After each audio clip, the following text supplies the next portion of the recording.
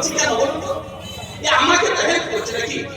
আমাকে হেল্প করছে। এই দিকে আমরা যখন চলাফেরা করি রাস্তায়, হাত কি স্টেপ থাকে না আপ ডাউন করে? তার মানে আমাদেরকে হেল্প করে না? তো আমাকে একটু হেল্প করবে। তো সেইটা পোকা। আল্লাহ নবী ধরার পরে হযরত আয়েশা বলেন, হুজুর আমি লেট্রিন করার জন্য যাই না। আমার 23 বছরের জিন্দেগিতে আপনার পায়খানা একবার আমার চামড়ার চোখে দেখবো, এটা আমি কোন সময় খুঁজে পাই। জোরে বলুন, আর জোরে বলুন।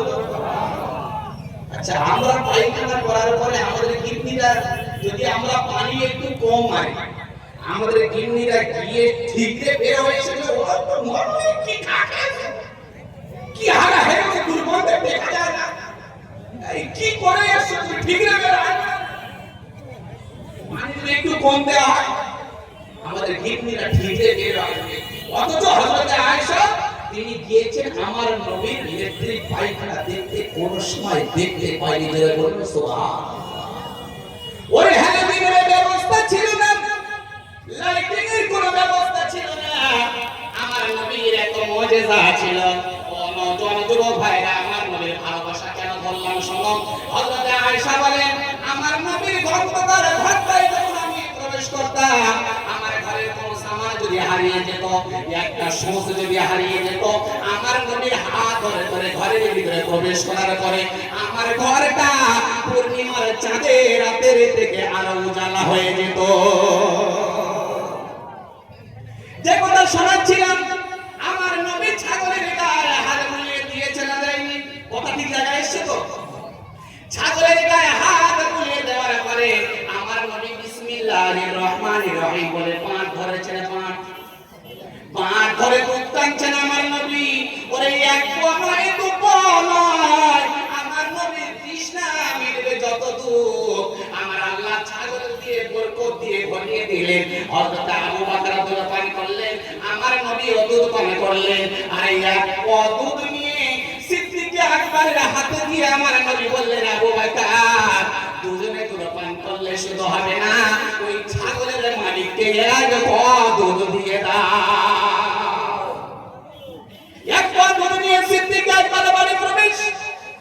এইবারে বাড়ির যিনি গার্জেন ছিল পরিমাণ মাথা খারাপ। ওরে আমার ছাগল ভালো করে নড়তে পারেনি, চড়তে পারেনি, আমার ছাগল ভালো করে হাঁটতে পারেনি। আমার নবীর পরশ লেগে, আমার নবীর হাতের ছায়া লেগে আমার এই ছাগলের এত দুধ হলো, এত দুধ হলো। ও মুসলমানের বাকিরা কিতাবের মধ্যে পাওয়া যায়, ওই যে পরিমাণটা ছিল ও মুসলমানের ছিল না। হযরত রাসূলুল্লাহ সাল্লাল্লাহু আলাইহি ওয়াসাল্লামের মুজিজা দেখার পরে সিদ্দিক আকবর হাতটা ধরে বললেন, সিদ্দিক রে, একবার দয়াল নবীর কাছে আমাকে নিয়ে চল। আমার নবীর কাছে এসে পরিমা চোখের পানি ফেলতে ফেলতে ফেলতে ফেলতে আমার নবীর দুটো পা জড়িয়ে ধরে আমার নবীর কাছে বললেন, ইয়া রাসূলুল্লাহ, আমি মুসলমান হব, মুসলমান। আমার নবী পায়ে থেকে হাত ছাড়িয়ে দিয়ে আমার নবী পরিমাকে কাঁধে করে তুলে নেওয়ার জন্য কাকুতি দিয়েছে। পরিমা আমার পা ধরে অপমান করো না, অপমান করো না, তুমি আমার মা, তুমি আমার কাঁধে থাকা মা, আমার পা জড়িয়ে ধরো না মা, বলো তোমার কি চাহিদা বলো। আল্লাহর নবীর হাত ওখানে ধরে পরিমা বলছে, ইয়া রাসূলুল্লাহ, এতদিন বলে ভরা ছিলাম, এতদিন বুঝতে পারিনি, আজ তোমার হাতে হাত দিয়ে কলমা পড়ে দিলাম, লা ইলাহা ইল্লাল্লাহু মুহাম্মাদুর রাসূলুল্লাহ। বাকিরা ভাইরা, আমার বন্ধুরা, দুধ পান করা হয়ে গেল। আমার নবী একটা দোহাই নামবেন, সকলের জানা, আমি ছোট্ট করে শোনাই। আপনাদের জানা আছে কি জানি না, আমার হযরতরা জানেন। হযরত মাওলানা কাসেম নানভী রাহমাতুল্লাহ আলাইহি দারুল দেওবন্দের প্রতিষ্ঠাতা, ওনার কবর জিয়ারত করে এসেছি আমি। হযরত মাওলানা কাসেম নানভী, হযরত মাওলানা রশিদ আহমদ গাঙ্গুহি, এনাদের কবর জিয়ারত করে এসেছি। এনারা যে গুহার মধ্যে থাকতেন, 3 দিন থাকতেন, সেই গুহার মধ্যে প্রবেশ করেছি। ওই মাটির নিচে গাঁথা, ওই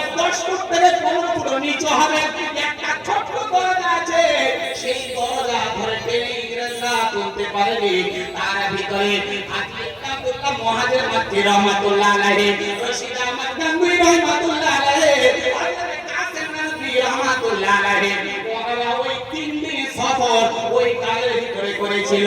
কোথায় থেকে পেল? ওনাদের কথা হলো এটাই, আমার নবী সিদ্দিক আকবরকে নিয়ে কারে হেরানের ভিতরে একদিন নয়, দুদিন নয়, দীর্ঘ 3 দিন সফর করেছে। আমার নবীর 3 দিন সফর, এটা এনারা মান্যতা দিতে পেরেছে। আমার নবী 3 দিন থাকবে আর আমরা 4 দিন থাকবো, এটা কি করে হতে পারে? না, এটা হতে পারে না। গাড়ি হিরায় প্রবেশ করলেন, আমার নবীকে হযরত আবু বকর নিয়ে যায়। পরে নবীর ভালোবাসার নাম কত তাহলে মুসলমান। আমার নবীর ভালোবাসা দিতে পারেনি, আমার নবীকে চিনতে পারেনি। আমার নবী তোমার আমার চিনেছে, কিন্তু তুমি আমি আমার নবীকে চিনি না।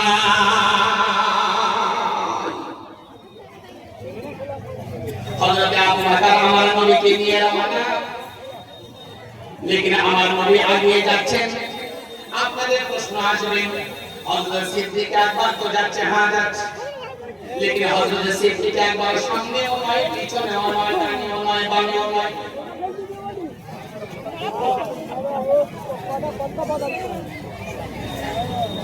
আলহামদুলিল্লাহ, সুম্মা আলহামদুলিল্লাহ। বলে দিই, 1 নম্বর জায়গা হলো নামাজের কাতারের জায়গাগুলো। এটা মানতে মিথ্যে কথা। করোনার সময় দেখেছিল সব ডাক্তার দিতে মসজিদে ডাক্তার দিতে এক ফুট করে সব একদম করোনা আগে লাগলে চপ করে আশ্চর্য। ওদিকে যাচ্ছে না বলে কথা বলতে হতে পারবে, ওদিকে যাচ্ছে না। তাহলে 1 নম্বর নামাজের কাতারে।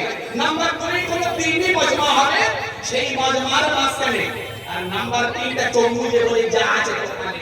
স্বামী স্ত্রীর মাঝখানের জায়গা যদি ফাঁকা রাখো, ওখানে শয়তান ওখানে ঢুকে মত করে বলবে, এই সফুরা তুই জানিস না, তোরা যন্ত্রটা কাশি কথা বলে তুই জানিস না, তোর ভালোবাসে না কেন, গন্ডগোলটা কোথায় তুই জানিস না। এই যে স্বামী স্ত্রীর মাঝখানে ফাঁকা রাখা, সে ফাঁকের থেকে বেরিয়ে বলবো না, কেন আমাদের গ্রামের মেয়েরা আজকে করবে সনাবের অনলাইন সত্যতা কেন বলছে যা থেকে প্রশ্ন আছে মানে নিচে বেঁচে বসা। আচ্ছা, আপনাদের জায়গায় একটু মিল করে বসে আপনারা, আল্লাহ রহমত নামছে, আল্লাহ রহমত নামছে। কবিরের কথা আর আমি অল্প সময় রানী ভাবে বলে দিই, আমার নবীর ভালোবাসার কারণে কত অ্যারেস্ট হয় এই কথাটা বলতে গিয়ে আমি এখানে আসছি, এই কথাটা বলতে গিয়ে আসছি। আর কবিরের কথা অল্প সময় আসছি ইনশাআল্লাহ। তাহলে হযরত সিদ্দিক আকবর আমার নবীকে নিয়ে যাচ্ছে, লেকিন সিদ্দিক আকবর না সামনে না পিছনে, না ডান দিকে না বাম দিকে। এবার আপনারা আমাকে জিজ্ঞাসা করতে বলে, তাহলে সিদ্দিক আকবর কথা ভুলে যাচ্ছে, এই প্রশ্ন আসবে কি না? আসবে। লেকিন কিতাবের মধ্যে পাওয়া যায় আমার নবীর আশিক হযরত সিদ্দিক আকবর, ইনি আমার নবীর চতুর্দিকে শুধু ছোটে, আমার নবী এগোতেই থাকে, সিদ্দিক আকবর বাউন্ডারি বাড়াতেই থাকে। কোন সময় আমার নবী সিদ্দিক আকবরকে ধরে বলেন, সিদ্দিক রে, তুই এমন কষ্ট রে আবু বকর, তুই এইরকম ভাবে বাউন্ডারি বাড়িয়ে বাড়িয়ে কেন চলিস? সিদ্দিক আকবর আমার নবীর পা দুখানা জড়িয়ে ধরে, ইয়া রাসূলুল্লাহ, আমি এই জন্য করে বাউন্ডারি নিয়ে ছুটি। ওরে বেঈমানেরা, আপনাকে দেখার পরে যদি ডান দিক থেকে তীর মারে ডান দিক থেকে আপনার লাগবে, বাম দিক থেকে যদি তীর মারে বাম দিক থেকে লাগবে, সামনে থেকে যদি মারে সামনে থেকে লাগবে, পিছন থেকে দিয়ে যদি মারে পিছন থেকে দিয়ে লাগবে। ওরে আমি বাউন্ডারি নিয়ে বড় হয় এই জন্য ছুটি, যাতে ওই তীর হোক তরবারি হোক বোমা আর বন্দুক হোক এই আবু বকরের বুকে লাগবে, আমার নবীর বুকে লাগাতে দেব না। আরে কি ভালোবাসা, খোদার কসম, কি ভালোবাসা আমার নবী।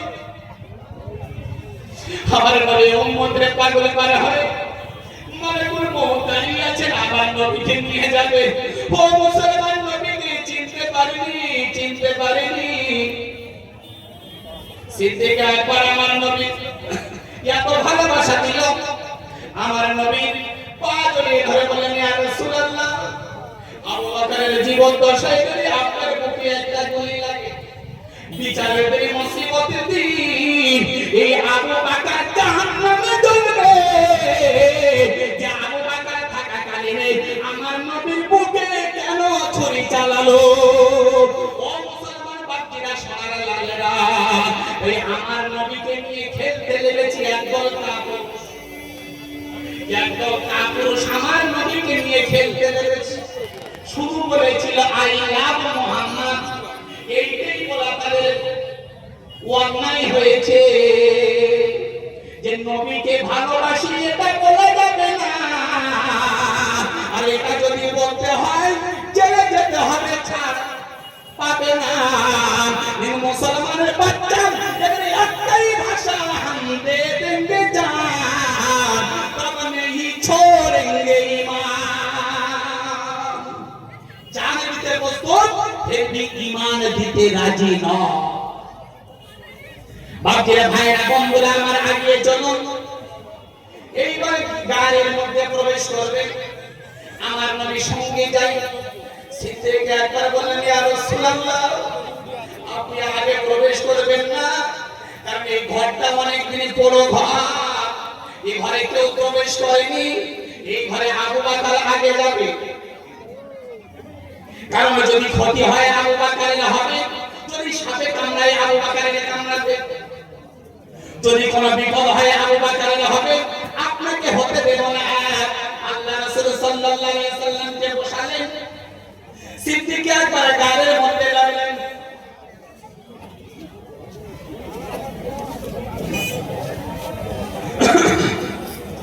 হযরত সিদ্দিক আকবর গাড়ির ভিতরে নেমেছেন। নামার পরে কোন জায়গায় সে রুমাল, কোন জায়গায় সে চাদর ইত্যাদি ইত্যাদি, যাই হোক উনি নামার পরে দেখলেন গাড়ির ভিতরে, ওই গুহার ভিতরে এই গল্প পুরা তো আপনার সব জানা, শুধু নবীর ভালোবাসার নিদর্শন কারে। মানে তুমি আমার, তুমি আমার, আমি অন্যজনের। দুনিয়া से आई हो तो लापता लो, दुनिया इसी मजा करे ना। अरे दुनिया तमाशा का नहीं है, ये दुनिया तमाशा करे जगह लो। जागना है तो जाग लो, अखलाक के छाए में आखिर तक सोया करो, खाक के तले में। যদি ভালোবাসা দিতে হয়, জাগতে যদি হয়, দুনিয়াতে জেগে নাও, আখিরাতে মাটির নিচে আরামে মিয়া বিবির মতো ঘুমাবে। কোন মায়ের লাল তোমার শরীর জেগে তুলতে পারবে না, একমাত্র আল্লাহর রহমান ওয়া সাদাকাল মুরসালুন। উপর থেকে আওয়াজ আসবে, ওঠ এইবারে ওঠ, চল বিচার থেকে চল। কত নবীর ভালোবেসেছি, আর কত বিরাট কোহলির ভালোবেসেছি, আর কত মেসির কত ভালোবেসেছি, কত রোনাল্ডোর ভালোবেসেছি, কত মুদির ক্যাটা নেতাদের ভালোবেসেছি। চল চল। সেই জন্য করে হযরত সিদ্দিক আকবর গাড়ি নামলেন। নামার পরে যত গর্ত ছিল, গর্ত সব গর্তগুলো ওনার চাদর মোবারক দিয়ে ছিঁড়ে ছিঁড়ে ছিঁড়ে ছিঁড়ে সবগুলো হয়েছে, সব। লেকিন আর একটা গর্ত মাত্র বাকি আছে, যে গর্তের ভিতরে 500 বছর আগে, ঈসা 570 বছর আগে থেকে নিয়ে ঈসা নবীর জামানায় থেকে একটা সর্প আমার নবীর দিদার করবে।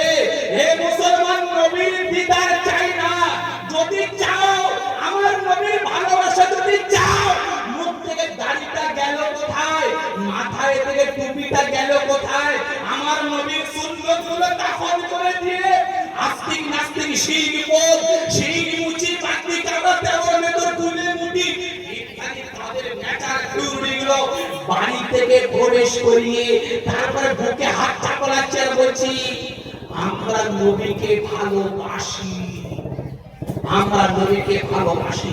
এর থেকে সাড়ে চিটিংবাজ আর কেউ, শুধু চিটিংবাজ না, সাড়ে চিটিংবাজ। নবীর ভালোবাসায় পরিচয় জানে তো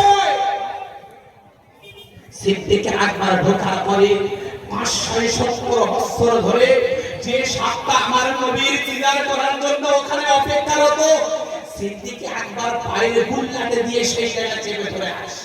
আপনারা বলেন সাপ ছাড়বে আমার নবী চলে যাবে, ওই একদিন 20 হতে পারে, দুদিন 20 হতে পারে, 3 দিন যদি 20 হয় মানবে না, সব জড়িয়ে ভেঙে দেবে, সব ভেঙে দেবে, ভেঙে দাও, গুলিয়ে দাও, আর চলবে না। হযরত সিদ্দিক আকবর পা চেপে ধরে আছে, সাপ একবার মেসেজ দিয়েছে সিদ্দিকের রে, পাটা হোটা আমার নবীর দিদার করার জন্য 570 বছর ধরে এখানে অপেক্ষারত, পাটা হোটা। সিদ্দিক আকবর ভাবছে যদি আমি পাটা হোটাই, যদি সাপ বা বাঘ বা কেউ বা বিষাক্ত কোনো সরীসৃপ বের হয়ে এসে আমার নবীকে যদি দংশন করে, তাহলে আমার নবীর ক্ষতি হয়ে গেলে আবু বকর জাহান্নামে চলবে, এটা হতে দেবে না। আবু বকর বলবে আমার নবীর গায়ে একটা পশম পর্যন্ত দাগ লাগতে দেব না। একদিন ভোর মেসেজ দিল সাপ, আবু বকর পা হটায়নি। দ্বিতীয় দিন আবার চলে মেসেজ, আবু বকর পা হটাও। আমি শুনেছি 3 দিন মুহাম্মদ সাল্লাল্লাহু আলাইহি সাল্লাম এই গায়ে পেটা করে বের হয়ে চলে যাবেন, আর আমি যদি 570 বছর এখানে অপেক্ষারত থাকার পরে আমার নবীকে যদি না দেখতে পারি, আমার মতো বেয়াদব সাপ বেঁচে থাকা দরকার নেই। আবু বকর পাটা হটাও। 2 দিন মেসেজ দিল, 2 দিন মেসেজের কোনো কমেন্ট পাইনি, মেসেজ সাকসেসফুল হয়নি। তৃতীয় দিন আমার নবী বের হয়ে যাবেন, সাপের এখানে খবর হয়ে গেছে। সাপ জানে, আশেকে মাসুক চেনে, পাঠক চিনে বই, জীবজন্তুর নবীকে চিনিল, মানুষ চিনিল কবি। আশেকে মাসুক চেনে, পাঠক চেনে বই, জীবজন্তুর নবীকে চিনিল, মানুষ চিনিল কবি। মানুষ আমার নবীকে চিনতে পারেনি, আমার নবীকে বুঝতে পারেনি, আমার নবী কি নবী মানুষ বুঝতে পারেনি। এই জন্য করে সাহাবারা বাচ্চা দিতে রাজি, বিবি দিতে রাজি, মাল সামান সম্পদ সব দিতে রাজি। ওরে পঙ্গু সাহাবী হযরত আকিলের মতো আমার নবী দেখেছে, যেতে পারেনি, পা নাই, হাত নাই। হযরত আকিলের মতো পঙ্গু গড়িয়ে আমার নবীর দিদার করেছে। এই মুসলমানের পা আছে, এই মুসলমানের হাত আছে, জবান আছে, লেকিন এরা আমার নবীর ভালোবাসার পরিচয় দিতে কথা কও না। পেরেছে যদি বলেন পেরেছি, মিথ্যে কথা। সেই জন্য যে কথা আমি শোনাচ্ছি, আমার নবী বের হয়ে যাবে, সাপ এবারে বারবার মেসেজ করে আবু বকর পা হটাও, মুহাম্মদুর রাসূলুল্লাহ বের হয়ে চলে যাবে, দিদার হবে না। হযরত সিদ্দিক একবার পা হটায় না, এইবারে জোর করে একবার পায়ে ঠোঁট মেরে দিয়েছে। সিদ্দিক আকবরের গায়ে বিষ প্রবেশ করে গিয়েছে। সিদ্দিক আকবর পাকা আমের মতো হলুদ হয়ে গেছে, হলুদ। লেকিন আমার নবী সিদ্দিক আকবরের উরুতের উপরে মাথা রেখে আমার নবী ক্লান্ত শরীরে ঘুমিয়ে গেছে। হযরত আবু বকর পিছের তাড়নায় জ্বালা যন্ত্রণা সহ্য করার পরে হযরত সিদ্দিক আকবর আমার নবীর জায়গায় না। আমি যদি 3 মাস যদি খেতে আসে, খেটে শরীরে বসত নাই, দেখার হাল নাই, ওই বিছানায় এসে ঘুমিয়ে গেছে। যদি একটা বিছু যদি বিছানায় ঢোকে, কিন্নি একটা বিছু মারবে না, স্বামীকে জাগিয়ে বিছু মারবে। ওটা বিছানায় ঢুকে ঘুমাচ্ছ, কি ঘুমাচ্ছ? বিছানায় বিছু এসে ঘুমাচ্ছ, কাল দিন ঘুম लेकिन हजरत सिद्दीक আকবর আমার নবীর ক্লান্ত শরীরে ঘুম ভাঙাতে দেয়নি। ওরে ওরে বিশেষ কারণে হযরত সিদ্দিক আকবরের চোখের এক ফোঁটা পানি আমার নবীর চেহারায় পড়ে যাওয়ার পরে আমার নবী এত সতেজ ছিলেন। আমার নবী সঙ্গে সঙ্গে জেগে উঠে আবু বকরের দিকে তাকায়, আবু বকর, আবু বকর, বলো তোমার চোখে পানি কেন আবু বকর? তোমার কি ঘরের মায়া পড়েছে? বাচ্চার কথা কি মনে পড়েছে?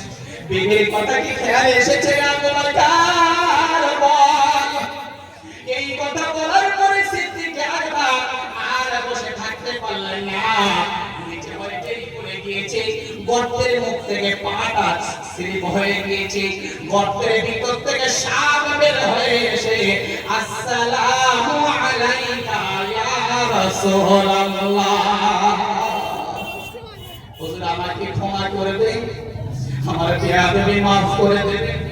আমি দীর্ঘ 70 বছর এখানেই আছি, আপনার দিদার করবো, লেকিন আবু বকর আমাকে প্রবেশ করতে দেয়নি। একদিনে বড় মেসেজ দিয়েছি, লেকিন সাড়া দেয়নি। দ্বিতীয় দিনে বড় মেসেজ দিয়েছি, সাড়া দেয়নি। তৃতীয় দিন আপনার চলে যাওয়ার টাইম হয়ে যায়, আমি সারা ভাগলাম যে আপনি চলে যাবেন, আপনার মোলাকাত হবে না, আপনার দিদার হবে না। আবু বকর কয় আমি দংশন করেছি, আমাকে ক্ষমা করে দেন। আল্লাহ রাসূল সাল্লাল্লাহু আলাইহি সাল্লাম এইবার তার জবান থেকে তুমি আবু বকরের কবরস্থানে লাগিয়ে দেওয়ার পরে সঙ্গে সঙ্গে আবু বকর সুস্থ হয়ে যায়। হযরত আবু বকর সুস্থ হয়ে যাওয়ার পরে এইবার আবু বকর আমার নবীর পা দুখানা জড়িয়ে ধরে কাঁদে, ইয়া রাসূলুল্লাহ আমাকে ক্ষমা করে দেন, ক্ষমা করে দেন, মাফ করে দেন। আবু বকর আপনার ঘুমের ব্যাঘাত ঘটিয়েছে, আবু বকর আপনার ঘুম থেকে জাগিয়ে দিয়েছে। ইয়া রাসূলুল্লাহ আমি নিজে আপনার জায়গায় নিয়ে আমার এই চোখের মনে বেয়াদবি করেছে, হুজুর আপনি আমাকে ক্ষমা করে দেন। আর যদি না ক্ষমা করে দেন, বিপদের দিনে, মুসিবতের দিনে, যেদিন মিজানের পাল্লার ধারে আমার আল্লাহ আমাকে দাঁড় করে দিয়ে বলে আবু বকর আমার নবী সারা দিন ক্লান্ত শরীর নিয়ে একটু ঘুমিয়েছে, ওরে আবু বকর তুই আমার বন্ধুকে ঘুমাতে দিসনি রে আবু বকর, এর জন্য কৈফিয়ত দিয়ে যা, এর জন্য আজ পানিশমেন্ট দিয়ে যা, জরিমানা দিয়ে যা। ইয়া রাসূলুল্লাহ ওরে আমাকে একটু ক্ষমা করে দাও। নবীর কত ভালোবাসা দেখেন, নবীর কত মহব্বতের দরদ দেখেন। সেই জন্য করে আমার বাপজিরা, সোনার লালেরা, আল্লাহওয়ালা বন্ধুরা, আবার আপনাদেরকে বলতে চাচ্ছি যে হাদিসটা আমি প্রথমে পড়েছিলাম, লা ইউমিনু আহাদুকুম হাত্তা আকুনা আহাব্বা ইলাইহি মিন ওয়ালিদিহি ওয়া ওয়ালাদিহি ওয়ান নাসি আজমাইন।